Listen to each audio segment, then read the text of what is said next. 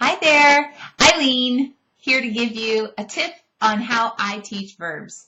Here's the thing, I thought of you this morning, a few moments into my very first class for a reason, because I realized very quickly, oh no, I left my go-to verb teaching tool in another room and it was too late. I had to course correct, I had to find another way.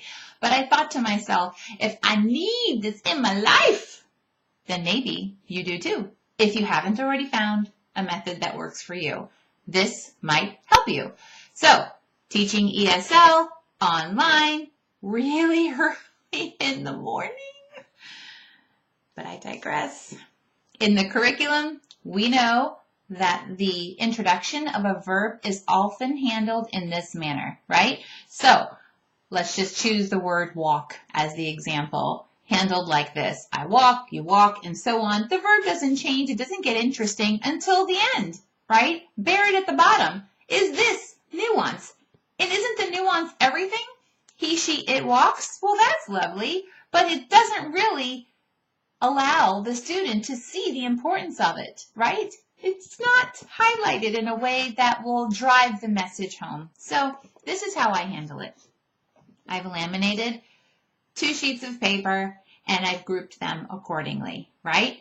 So in the case of these pronouns, you, I, we, they, right? What often follows the introduction of a verb is now we have to use it in a sentence and choose the correct verb form. So I will lead my students to the answer, especially if there's any hesitation, because I really want them to learn that it is in the nuance of the final S sound and also the final S letter in a word that really conjugates that word, that verb properly. So I parsed it out like this, right? And I make sure that I focus on these particular examples in those sentences.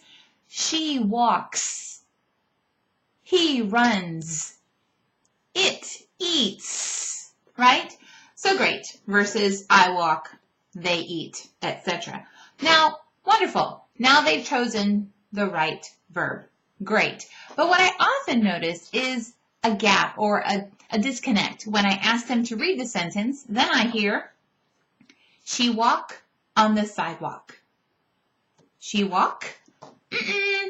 She walks. She walks. Oh, yes. This little trick does wonders to drive that message home. I give it some depth and I make it very clear. I'm looking for this, I'm listening for this sound. He eats. You talk. She talks. So my regulars now know when they see this, this is their cue to group them accordingly. And it works, really. It works really, really well. I'll tell you, I was flummoxed today when I had to go another route. And I sorted it all out, and it's fine. But it really made me think about how I always want to create content that is useful and give you a shortcut. If I have one, by all means, I want to share it. So I hope you can put this to good use. Thanks for stopping by. Happy teaching. Bye.